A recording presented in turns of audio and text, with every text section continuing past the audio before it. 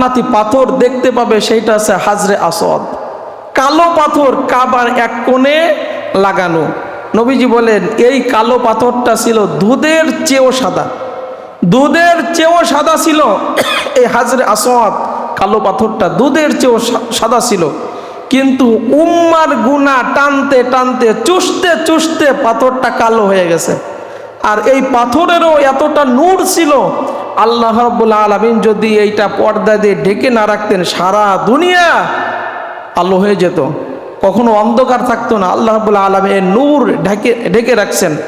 এই জন্য হাজরে আসওয়াদ পাথর যখন মানুষ তাওয়াফ করার সময় চুমু খায়, আল্লাহ রাব্বুল আলামিনের ওই বান্দার আমল নামায় যত গুনাহ আছে পাথরগুলো সব চুষে নেয়।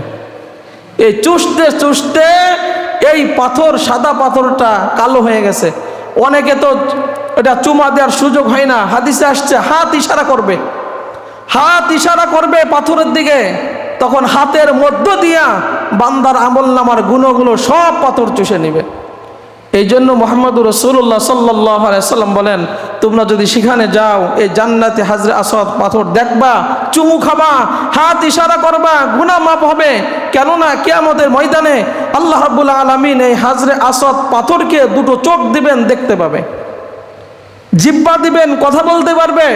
সাহাবারা বললেন ইয়া রাসূলুল্লাহ সাল্লাল্লাহু আলাইহি সাল্লাম, পাথরকে চক্ষু দান করার কারণ কি, জিহ্বা দেওয়ার কারণ কি? মুহাম্মদুর রাসূলুল্লাহ সাল্লাল্লাহু আলাইহি সাল্লাম বলেন, পাথরকে জিহ্বা দিবে, কথা বলবে, চক্ষু দিবে, দেখবে যত হাজিরা, যত আল্লাহর বান্দারা একে স্পর্শ করছে, চুমু খাইছে, যারা ইশারা করছে, প্রত্যেকের পক্ষে এই পাথর সুপারিশ করে করে তাকে জান্নাতে নিয়ে যাবে। এই জন্য সেখানে হাজিরা যায় যাদের অর্থ আছে।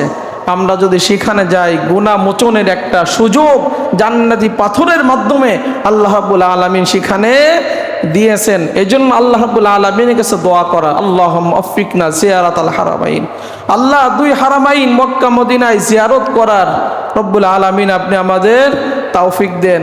সেখানে যদি আমরা যাই, যাদের উপর হজ ফরজ হয়েছে বা উমরায় আপনারা যারা যাচ্ছেন, আল্লাহ রাব্বুল আলামিন কুদরত